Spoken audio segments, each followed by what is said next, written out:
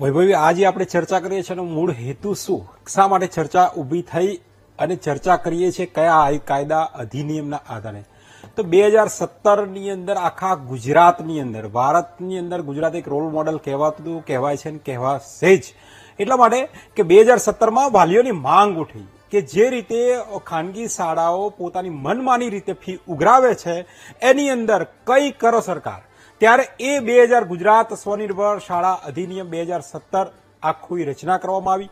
માનનીય નિવૃત્ત જજ એના અધ્યક્ષ 4 ઝોન સુરત, વડોદરા, અમદાવાદ અને રાજકોટ 4 ઝોન પાડવામાં આવ્યા અને એની અંદર એન્જિનિયરથી લઈ શિક્ષણ શાસ્ત્રી, શાળા સંચાલક મંડળ અને સીએ આ 5 જણની આખી કમિટી આખું જે સમિતિ બનાવી એ કમિટી આખું જે કોને કેટલી ફી એવા 3 ભાગમાં ડિવાઈડ કરવામાં આવી, પ્રાથમિક, માધ્યમિક અને ઉચ્ચતર માધ્યમિક. હવે એની અંદર માન્ય મહેતા સાહેબે જે વાત કરી એ પ્રમાણે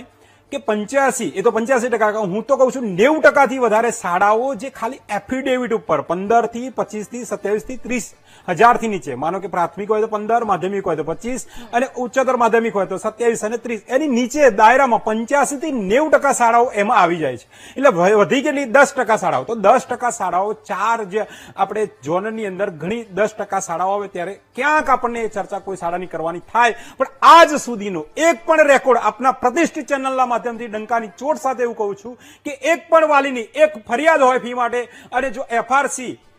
કમિટીએ કે જિલ્લા શિક્ષણ અધિકારીએ, જિલ્લા પ્રાથમિક શિક્ષણ અધિકારીએ કામ ન કર્યું હોય કે વાલીની માંગ સાથે એને ન બન્યું એવું એક પણ આજ સુધીનો કેસ નથી. જ્યારે પણ હું કહું છું વૈભવી, જ્યારે પણ એફઆરસી કમિટીને